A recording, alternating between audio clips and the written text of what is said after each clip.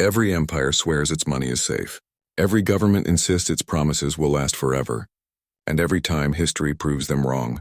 From Rome to France, from the Confederacy to modern Lebanon, people have woken up to find their savings worthless, their salaries meaningless, and their futures stolen.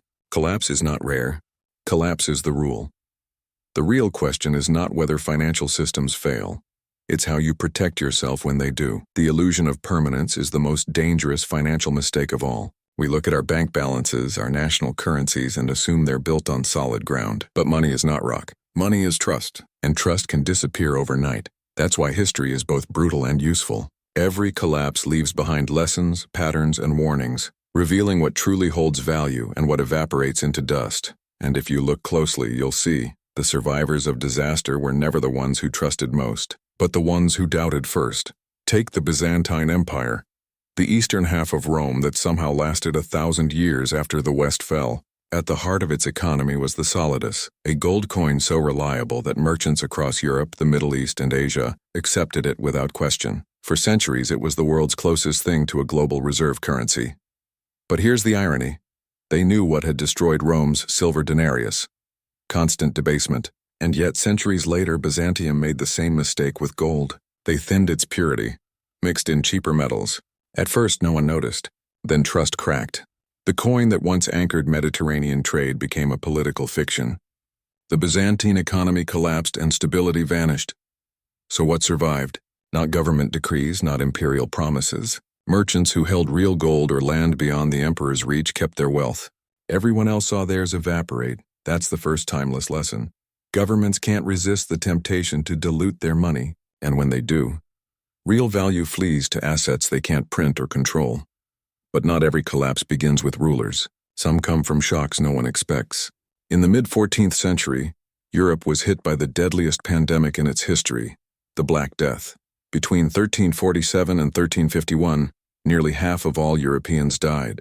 Cities emptied, villages vanished, trade routes collapsed. Yet the plague was not just a tragedy, it was an economic revolution. When half the labor force disappears, labor becomes precious. Wages rise. Land and food become more accessible. Those with silver, goods, or simply the ability to work gained unprecedented power. Abandoned farms sold for almost nothing. Houses stood empty. It became a buyer's market. Sound familiar? It should. Because we saw the same pattern during COVID. Supply chains broke down, governments printed trillions, and the wealthy grew wealthier. Those with liquidity bought homes, stocks, and companies. Those living paycheck to paycheck were left behind. History repeats the same truth. Crises reward the prepared and punish the unprepared. The cycle continued. In Renaissance Florence, banks deemed too big to fail collapsed like dominoes. In the 1340s, Florence was Europe's financial capital. Families like the Bardi and Peruzzi had lent massive sums to England's King Edward III. When he defaulted, the banks fell. Depositors were ruined. Trade froze. The city spiraled into chaos. Florentines learned the hard way. There is no such thing as too big to fail. Institutions exist to profit, not to protect you. When they fall, they'll take your savings with them. That truth has echoed through every century, from Florence to Lehman Brothers in 2008, to Lebanon's banks in 2019. Those who survived were the ones who recognized fragility before the collapse came. The American Civil War is remembered for its battles and politics, but behind it was a brutal financial war few talk about. Both the Union and the Confederacy printed money to fund their armies. The North issued greenbacks, paper money backed not by gold, but by trust in the government itself. At first it seemed bold and patriotic, but as more flooded the market, inflation ate away their value. In the South, it was worse. The Confederacy printed graybacks endlessly. Prices rose by thousands of %. Soldiers' pay became worthless before they could spend it. Families carried bags of bills that could barely buy a loaf of bread. By 1865, Confederate money was dead. What held its value? Not paper promises, but gold, food, and land, and things the government couldn't print. The lesson was simple. Wealth survives in what can't be inflated. France learned the same painful truth. In the 1790s, revolutionaries overthrew the monarchy and seized church lands. They issued a new currency, the assignat, supposedly backed by confiscated property. But the government kept printing more. Prices soared, wages couldn't keep up, and the assignat became worthless. Farmers refused to sell food for paper. Bread riots returned. The revolution devoured itself. Winners were those who held food, gold, or property, not patriotic paper. Centuries later, Asia replayed the story.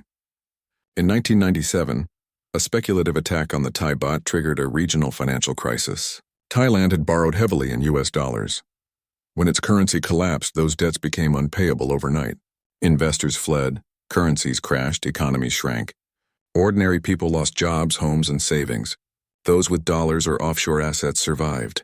The rest drowned in debt. The lesson was clear. Debt in someone else's money is a death trap. And today, the pattern continues. In 2019, Lebanese banks locked their doors. Deposits were frozen, withdrawals limited, the currency destroyed. The Lebanese pound lost over 90% of its value. A lifetime of savings vanished. People begged outside banks for their own money and were told it's gone. But it wasn't gone. The system had simply decided not to give it back. In 2008, Americans watched homes and pensions disappear while the banks that caused the crisis were rescued. In 2020, trillions were printed, inflating asset prices for the wealthy while wages stagnated. In 2023, regional U.S. banks collapsed almost overnight when confidence cracked again. And once more people learned, too big to fail is a fairy tale. History keeps saying the same thing. Survival doesn't belong to those who trust the system, but to those who understand real value. In Byzantium, it was gold. After the plague, liquidity. In Florence, escaping the banks early. In the Confederacy, food and land. In France, again, food. In Asia, staying free of foreign debt. In Lebanon, keeping money outside the banks. And the greatest lesson of all, collapse is not just destruction, it's opportunity. For the unprepared, it's ruin. For the prepared, it's a moment to rise. After the Black Death, peasants became landowners. After 2008, those with cash bought homes. History shows that protection isn't just defense, it's positioning. And true wealth isn't only what you own, it's what you can do. Gold, land, food, yes, but also the ability to create value. The baker who can still make bread, the craftsman who can repair tools, the farmer who can feed others. They didn't just survive history's collapses, and they thrived in them. Money can lose meaning. Production never does. Every crisis is a transfer, from the many who trusted to the few who prepared. From paper promises to tangible value, from passive savers to active builders. History doesn't repeat, but if you ignore it, it will crush you all the same. This story comes from the past, but its lessons belong to today. History isn't about the fall of money. It's about the resilience of people. I'm MoneyScope. Together we uncover the hidden truths of money, power, and history. Subscribe, because in this world, knowledge is the most valuable investment. History has the answers, and I'll show you where to find them.